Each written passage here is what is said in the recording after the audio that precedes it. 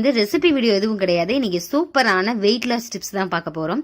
இந்த ட்ரிங்க் வந்து ரொம்ப ரொம்ப எஃபெக்டிவா இருக்கும். நம்ம நிறைய சாப்பிட்டுட்டோம் அப்படின்னாலும் சரி, இல்ல வெயிட் லாஸ் பண்ணணும் அப்படின்னாலும் சரி, இது வந்து லைட் வெயிட்டா ஃபீல் பண்ண வைக்கும். அந்த அளவுக்கு ஒரு சூப்பரான ட்ரிங்க். இது நான் ஃபாலோ பண்றது. ஸோ உங்களுக்கு ஒர்க் அவுட் ஆகுதா அப்படின்னு சொல்லிட்டு நீங்களும் ட்ரை பண்ணி பார்த்துட்டு சொல்லுங்க. சரி வாங்க வீடியோக்குள்ள போயிட்டு அப்படி என்ன ட்ரிங்க் அப்படின்ட்டு பாத்திரலாம். இதுல என்னென்ன பொருள்லாம் சேர்க்கணும்னு சொல்லிடுறேன். 6 பொருள் மொத்தம் சேர்த்து செய்ய போறோம். செய்யறது ரொம்ப ரொம்ப ஈஸிங்க. 1 கப் அளவு மல்லி, நீங்க எதுல வேணாலும் மெஷர் பண்ணிக்கோங்க. ஸ்டார்டிங் ஸ்டேஜ்ல வந்து ஸ்பூன்ல கூட மெஷர் பண்ணிக்கலாம். ஓமம் அதே அளவு எடுத்துக்கலாம். அதுக்கப்புறம் சீரகம் சேர்த்தேன், அது மட்டும் கிளிப்பிங்ஸ்ல மிஸ் ஆயிருச்சு. அதே அளவு சோம்பு சேர்த்துக்கலாம். அதுக்கப்புறம் வந்து வெந்தயம் இருக்கு இல்லையா, அது ஒரு 1/2 கப் எடுத்துக்கோங்க. அப்படியே பாதி மட்டும் வெந்தயம் சேர்த்துக்கலாம். அதே மாதிரி பாதி அளவு கருஞ்சீரகம் அதையும் சேர்த்துட்டு நல்லா வதக்கிக்கணும்.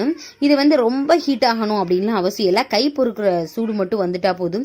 நிறைய பேர் கமெண்ட் பண்றீங்க, எனக்கு இந்த மாதிரி ஹெல்த் இஷ்யூஸ் இருக்கு, நான் யூஸ் பண்ணலாமா அப்படின்னு சொல்லிட்டு. எந்த ப்ராப்ளமுமே உங்களுக்கு இல்லை அப்படின்னா யூஸ் பண்ணலாம். இதுல வந்து வெந்தயம் வந்து ரொம்ப குளிர்ச்சி, உங்களுக்கு குளிர்ச்சி சேராது அப்படின்னு நினைச்சீங்கன்னா அதை மட்டும் விட்டுறலாம். நார்மலா வந்து இது சாப்பிட்றதுனால சளி பிடிக்கும் அப்படிலாம் கிடையாது. மல்லி நம்ம சேர்த்துருக்கோம் இல்லையா, வரமல்லி நம்ம சேர்த்துட்டே இருந்தோம்னா அவ்வளவுக்கு சளி பிடிக்காது. அது மட்டும் இல்லாம இன்னொன்று வெயிட் லாஸ்க்கு கிட்ஸுக்கு கேட்பீங்க, இந்த வந்து கிட்ஸுக்கு கொடுக்கலாமா அப்படின்னு சொல்லிட்டு.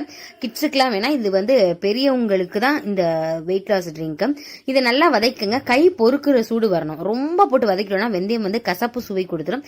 கை பொறுக்கிற சூடு வந்ததுமே நல்லா ஆறுனதுக்கு அப்புறம் மிக்ஸி ஜார்ல அரைச்சிட்டு இது என்ன பண்ணலான்னு பார்ப்போம். மிக்ஸி ஜார்ல நல்லா ரசத்துக்கு அரைக்கிற மாதிரி நல்லா நெருநெருன்னு இருக்கக்கூடிய ரச பவுடர் அந்த ஸ்டேஜ்ல அரைச்சிருக்கிறேன்.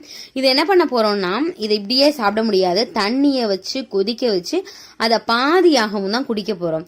ஸோ இந்த மாதிரி அரைச்சாலே போதும். இது ஒரு கண்ணாடி டப்பால போட்டு ஸ்டோர் பண்ணி வச்சுக்கோங்க. அடுப்புல ஒரு பாத்திரம் வச்சாச்சு. அதுல 3 கிளாஸ் அளவு தண்ணி சேர்த்திருக்கிறோம். 200 mlக்கு 1 டீஸ்பூன் வந்து கரெக்டா இருக்கும். நான் இன்னைக்கு 2 டீஸ்பூன் இதுல சேர்க்க போறேன்.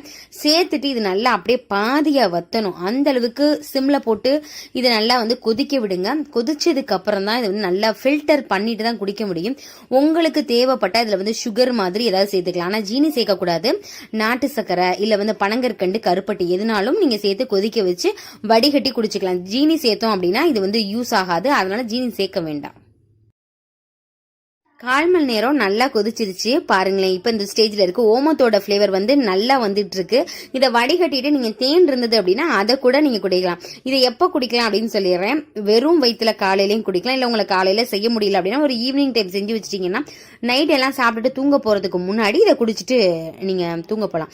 ஸோ ஒரு நல்ல இஃபெக்டிவான ட்ரிங்க். ஒரு 10 நாள் மட்டும் ட்ரை பண்ணி பாருங்க. உங்களுக்கு நல்ல ஒரு சேஞ்சஸ் தெரியும்.